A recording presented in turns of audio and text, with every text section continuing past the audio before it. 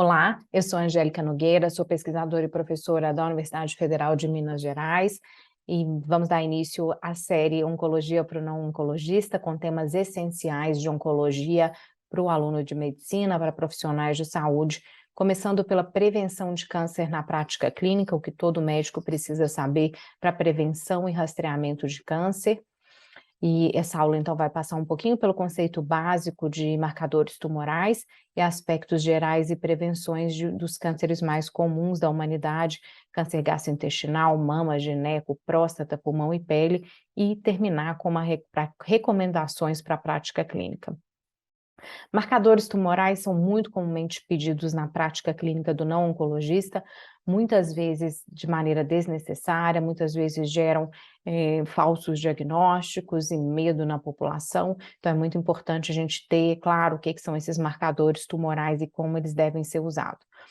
O marcador tumoral é um biomarcador é uma característica objetivamente mensurável de um processo biológico normal ou patológico, ou de uma resposta a uma intervenção, por exemplo, farmacológica. Os marcadores tumorais, eles podem ser usados por rastreamento de uma doença. Em alguns cânceres a gente faz rastreamento com marcador tumoral, alguns poucos, e segmento de doença. Então, quando, por exemplo, num câncer coloretal, que o CEA, antígeno carcinoembrionário, estava aumentado no início, quando o paciente foi operado, por exemplo, a gente usa para o segmento após essa cirurgia. A maioria dos marcadores tumorais a gente faz o controle através de coleta de sangue. É possível encontrar esses marcadores, essas proteínas em outros fluidos corpóreos, mas a praticidade de coleta de sangue leva com que a maioria seja feito o controle através do sangue. Os marcadores tumorais mais comumente usados na oncologia são o CEA, antígeno carcinoembrionário, o PSA, antígeno prostático específico, CA15.3, CA125, CA19.9, alfa-fetoproteína LDH e beta-HCG, esses comumente alterados em tumores germinativos. Mas a ideia central aqui é trazer o conceito de que esses marcadores tumorais, eles, na maioria das vezes, eles não são específicos de uma determinada doença e eles podem não ser específicos nem de câncer, por exemplo, como antígeno prostático específico, PSA, que ele é específico da próstata, mas não do câncer de próstata, podendo estar alterado em condições benignas, como uma prostatite, uma infecção urinária. Por exemplo, o antígeno carcinoembrionário, CEA, está aumentado em vários tumores, que não só no câncer coloretal, ao qual ele está comumente associado, mas, por exemplo, câncer de tireoide, não está representado aqui, também aumenta o CEA, câncer gástrico, câncer de pâncreas, o câncer de cólon, como dito, também não representado aqui, mas câncer do colo do útero comumente aumenta o CEA, câncer de via biliar. Então, esses marcadores tumorais, comumente, eles não são específicos de um determinado câncer, mas eles nos ajudam no diagnóstico. Então, por exemplo, quando da suspeita de uma doença benigna versus maligna, o nível desse biomarcador pode ajudar na formação do raciocínio do diagnóstico. Bom, então a gente vai começar a falar um pouquinho de prevenção e rastreamento na prática clínica, ou seja, na população saudável, e dividindo então os tumores mais comuns, os grupos de tumores mais comuns, começando pelos cânceres do trato gastrointestinal.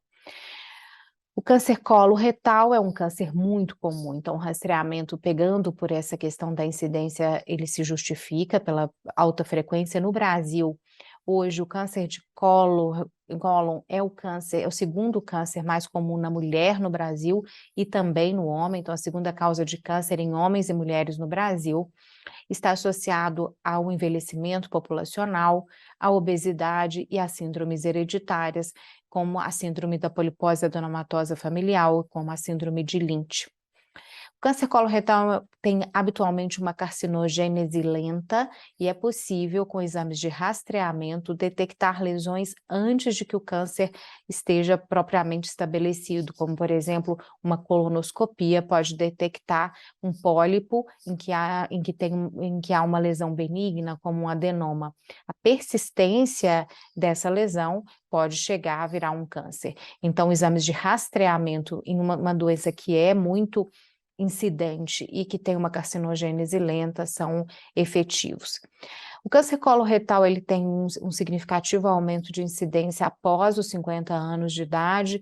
Na maioria das vezes, os pólipos já começam a partir dos 45 anos de idade, e por esse pico de aumento de incidência a partir dos 50, a maioria das diretrizes de sociedades médicas indica o rastreamento do câncer coloretal a partir dos 45 anos de idade. Essa é a recomendação atual, de que a partir dos 45 anos de idade, adultos devem fazer o rastreamento do câncer coloretal. Bom, a prevenção primária deve ser sempre feita, dieta e atividade física, então esse é um câncer relacionado à obesidade. O uso de anti-inflamatórios não esteroides pode reduzir a formação de pólipos, mas isso seria em doses altas, e isso na prática não é usado. E prevenção tanto primária quanto secundária, a pesquisa de sangue nas fezes, a retossigmoidoscopia e a colonoscopia. Eu falo prevenção primária e secundária porque a detecção de sangue nas fezes ou a detecção de um pólipo por uma colonoscopia, tanto ela pode detectar uma lesão pré-cancerosa, e aí isso é uma prevenção primária, a doença não vai acontecer, como ela pode diagnosticar um câncer no seu início, prevenção secundária, que vai ter impacto significativo na chance de um tratamento menos agressivo, menos mórbido e com maiores chances de cura. Então, pesquisa de sangue oculto fecal, retossigmoidoscopia e colonoscopia são estratégias de prevenção primária e secundária. Então, uma imagem aí da realização de colonoscopia. Então, a colonoscopia pode detectar esses pólipos aqui, a representação de um paciente com vários pólipos, no qual a gente suspeitaria de uma síndrome, iniciando aí uma polipose. É possível também, em pacientes sem condições clínicas, para fazer uma colonoscopia física, a colonoscopia virtual. Então, a imagem detecta o pólipo. Esse exame ele é mais limitado do que o exame físico, porque o exame, a colonoscopia física, ela de fato vai retirar o pólipo quando do seu encontro, e isso já vai reduzir o risco de doença. Bom, a variação das recomendações das sociedades médicas, mas a gente pode definir, para fins aqui de aprendizado, que a partir dos 45 anos de idade, todo adulto deve fazer pesquisa de sangue oculto nas fezes todos os anos, e quando do encontro de pesquisa de sangue oculto positiva, deve ser investigado de onde está havendo essa perda de sangue com o exame de retossigmoidoscopia ou colonoscopia. Ou uma endoscopia quando não esclarece. E a colonoscopia entre 5 e 10 anos, então uma com 45, no máximo após 55 anos de idade. E no Brasil hoje há um aumento da incidência do câncer coloretal, mas em sociedades em que o rastreamento já está mais bem estabelecido, como por exemplo nos Estados Unidos, a incidência do câncer coloretal, assim como a mortalidade, estão reduzindo. Então, essa é uma estratégia bastante eficaz, e temos que trabalhar para disseminar o rastreamento do câncer coloretal no Brasil. A gente tem aí campanhas tão robustas como o Outubro Rosa, para conscientização sobre o câncer de mama, o Novembro Azul, conscientização do câncer de próstata, e nessa doença que tem uma estratégia tão eficaz, a gente precisa de ter uma voz mais forte para divulgar o rastreamento. O CEA, antígeno carcinoembrionário, ele não é usado para o rastreamento do câncer coloretal, então não devemos pedir na prática clínica CEA para rastrear câncer coloretal, mas ele é um excelente exame para ser usado para o segmento de pacientes. Cerca de 80% dos pacientes com câncer de cólon têm alteração em CEA, e cerca de 20% dos pacientes com câncer de reto têm alteração no CEA. Então, o momento ideal é no momento da suspeita do diagnóstico, na confirmação do diagnóstico, idealmente antes do início do tratamento, o paciente deve ter a dosagem de CEA, porque esse é um exame muito importante para o acompanhamento dos pacientes. A gente falou que falaria de todo do rastreamento do trato gastrointestinal, mas na prática clínica no Brasil, o único câncer que a gente deve fazer o rastreamento na população saudável do trato gastrointestinal é o câncer coloretal. Não há marcador tumoral que tenha utilidade clínica em rastreamento de outros tumores do trato gastrointestinal e não há indicação de realização de outros exames, por exemplo, endoscopia de rotina em pacientes assintomáticos ou exames de imagem em pacientes assintomáticos. Então, esses exames não estão recomendados na população saudável. Para o trato gastrointestinal, o exame, o rastreamento que tem impacto é o rastreamento do câncer coloretal. Mudando para o câncer de mama, então o câncer de mama é hoje o câncer mais comum entre todos os cânceres na humanidade, não só mais comum na mulher, como o câncer mais comum em toda a humanidade. No Brasil também é o câncer mais prevalente em brasileiras e a principal causa de morte em mulheres por câncer. Há uma frequente associação dos leigos entre câncer de mama e hereditariedade, mas esse número, na realidade, ele é bem inferior do que o que corre entre a população. Cerca de 5% apenas dos casos de cânceres de mama são decorrentes de uma mutação patogênica hereditária. Então, o câncer é sempre uma doença genética, sempre vai ter uma alteração em um gene, mas essa doença genética ela é hereditária em uma minoria dos casos, no câncer de mama, em cerca de 5% da população, e essa é uma população que precisa de muita atenção no rastreamento. A gente vai falar um pouquinho do rastreamento nessas populações especiais. Então, a forte justificativa para o rastreamento de câncer de mama é essa altíssima incidência. No Brasil, são cerca de 66 casos por 100 mil mulheres, e o rastreamento de câncer de mama, a recomendação entre as sociedades médicas, ela varia um pouco, mas de maneira simplificada, o exame mais importante é a mamografia. A mamografia é um tipo de radiografia que faz uma compressão da mama e a identificação, por exemplo, de um nódulo entre um tecido que está mais lipossubstituído.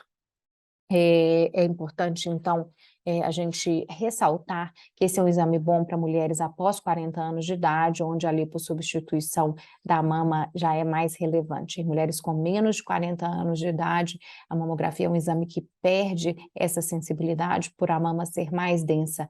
Quando necessário, o rastreamento em mulheres com menos de 40 anos de idade, como, por exemplo, em síndromes hereditárias, a ressonância magnética está indicada. Ultrassom de mamas não é um exame de rastreamento. Ultrassom é um exame complementar quando dúvida em algum desses exames.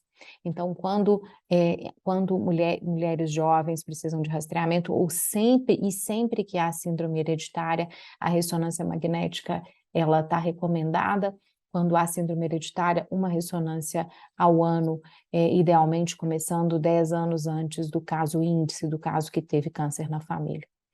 O Ministério da Saúde defende a mamografia a cada 2 anos, a partir dos 50 anos de idade. Há diferença nas recomendações, a recomendação da FEBRASO, da Sociedade Brasileira de Mastologia, e da Sociedade Brasileira de Mastologia, é a mamografia começando aos 40 anos de idade, mamografia anual. Para a questão de prova, para a questão, a gente tem que seguir o Ministério da Saúde, uma mamografia a cada 2 anos, a partir dos 50. E não há marcador tumoral que tenha utilidade clínica no rastreamento do câncer de mama. O CA15.3 é um exame que tem limitações. No caso de pacientes metastáticas, principalmente com metástases ósseas, a gente lança a mão desse uso, mas não há um marcador para rastreamento do câncer de mama. Mudando para os cânceres ginecológicos, em conjunto, os cânceres ginecológicos são a segunda causa de câncer na mulher. Quando a gente fala de câncer ginecológico, a gente está falando do câncer de ovário, do câncer do útero, né, que vem o corpo do útero, que é o endométrio, e o colo do útero, que geralmente tem o câncer HPV associado. A gente vai começar por ele. Então, o câncer do colo do útero, ele está associado ao HPV, o vírus do papiloma humano, em virtualmente 100% dos casos. A infecção pelo HPV é a IST, infecção sexualmente transmissível mais comum da humanidade, e pelo peso do câncer do colo do útero, 5% de todos os cânceres da humanidade são HPV dependentes. E aí vocês podem pensar o peso fantástico que vai ter essa vacina anti-HPV na eliminação de um número muito significativo de cânceres. E se a gente considerar só as mulheres, 11% de todos os cânceres das mulheres na humanidade, em todo o globo, são HPV associados. e não há previsão de declínio desses cânceres HPV associados antes de 2040. Isso porque a vacinação, ela não trata, pelo menos as vacinas atualmente, elas não disponíveis, não são vacinas terapêuticas. Então, não há previsão antes de 2040. Além do câncer do colo do útero, o HPV também está associado a outros cânceres, como câncer da cavidade oral, câncer do canal anal, do pênis, da vagina e da vulva. Essa força da associação entre a infecção pelo HPV e o câncer, ela é muito forte no câncer do colo do útero, como já dito, mais de 99% dos casos, menos um pouco no câncer do canal anal, da vagina, do pênis, vulva, orofaringe e cavidade oral. Estão disponíveis no Brasil as vacinas quadrivalente e bivalente. A quadrivalente é a que está disponível nos postos de saúde, tem cobertura para os subtipos de HPV 6 e 11, associados a verrugas genitais benignas, e os subtipos 16 e 18, os principais subtipos associados ao câncer do colo do útero.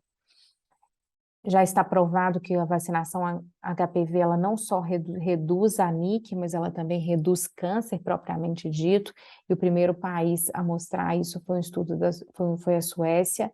Na população, então, não vacinada, essa é a curva de câncer do colo do útero, esse é o impacto da vacinação quando mulheres de 17 a 30 anos são vacinadas, e olha como que praticamente anula o câncer do colo do útero quando há vacinação antes dos 17 anos de idade.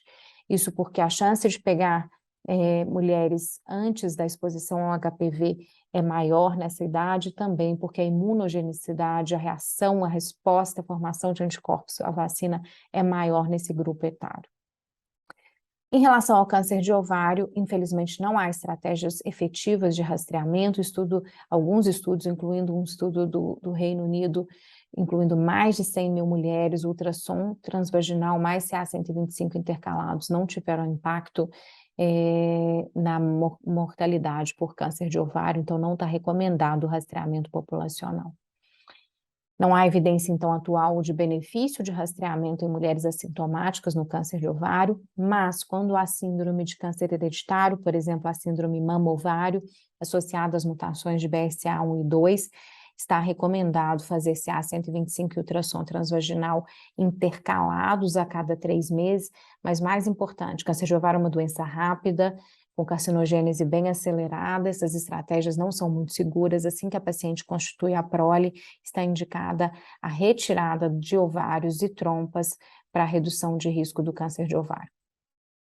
O câncer de endométrio também não tem uma estratégia de rastreamento, não está indicado ultrassom transvaginal regular na mulher assintomática, mas a população tem que ser bem orientada, que sangramentos após a menopausa exigem investigação, porque pode ser um câncer de endométrio. Câncer de endométrio, então, é uma doença que tem aumentado de incidência e também prevalência e também a mortalidade da doença, tem casos de doenças mais agressivas estão sendo diagnosticadas.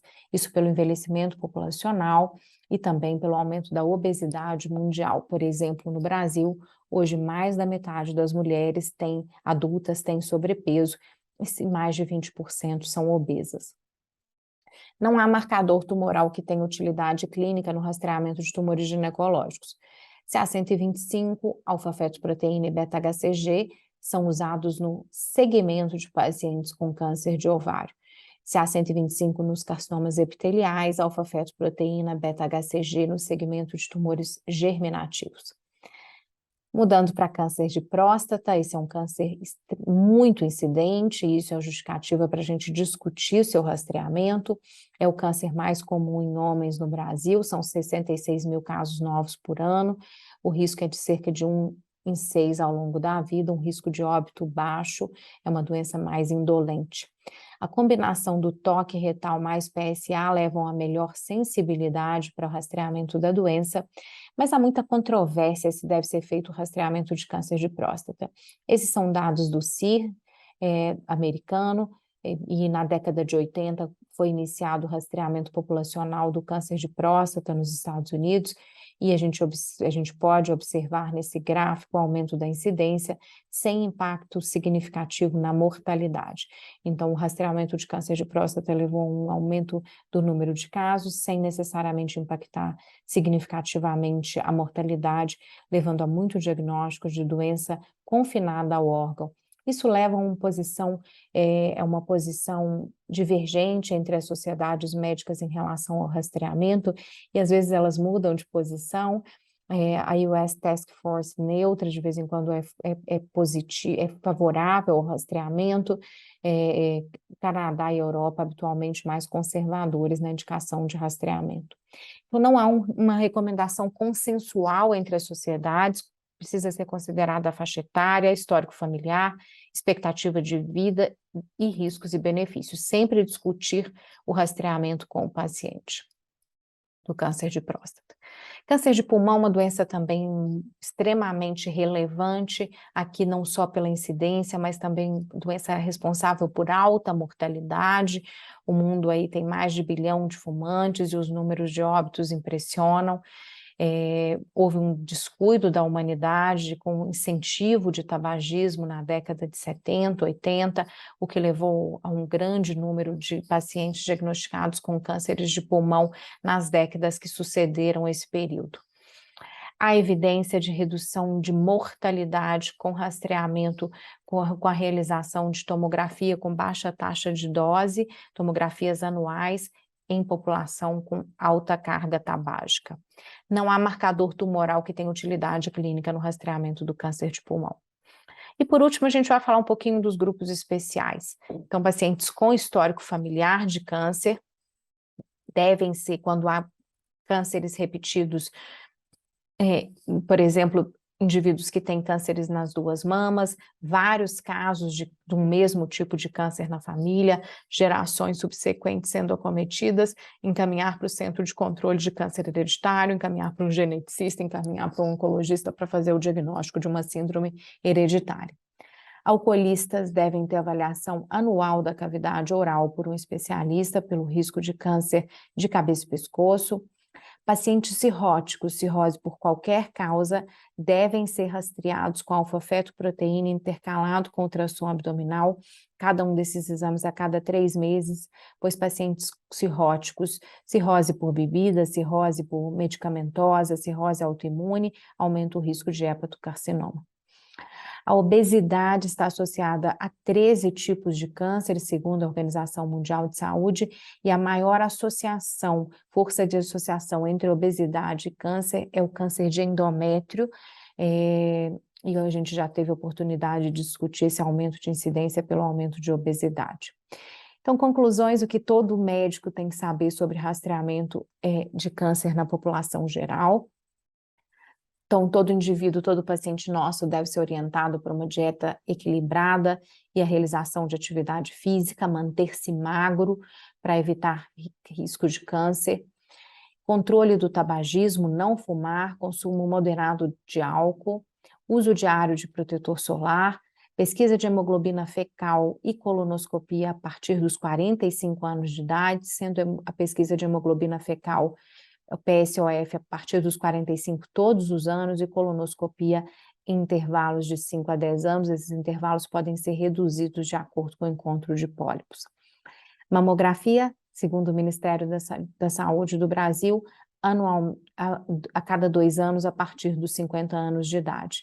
Vacina contra HPV, meninas entre 9 e 14 anos, meninos entre 11 e 14 anos. Em imunossuprimidos, homens e mulheres, a vacina está disponível gratuitamente até 45 anos de idade. A vacina não elimina a indicação de realização do Papa Nicolau. Toda mulher deve realizar o exame de Papa Nicolau entre 25 e 65 anos de idade, após 2 exames negativos, um a cada 3 anos. Considerar o rastreamento do câncer de próstata em comum acordo com o paciente. Encaminhar suspeita de câncer hereditário para um oncologista ou para um geneticista. E conclusão sobre marcadores. Não há benefício de uso de rastreamento populacional com o uso de marcadores tumorais, exceto a alfa-fetoproteína nos pacientes cirróticos. Gostaria de agradecer a atenção de vocês e a gente vai tirando as dúvidas na sequência.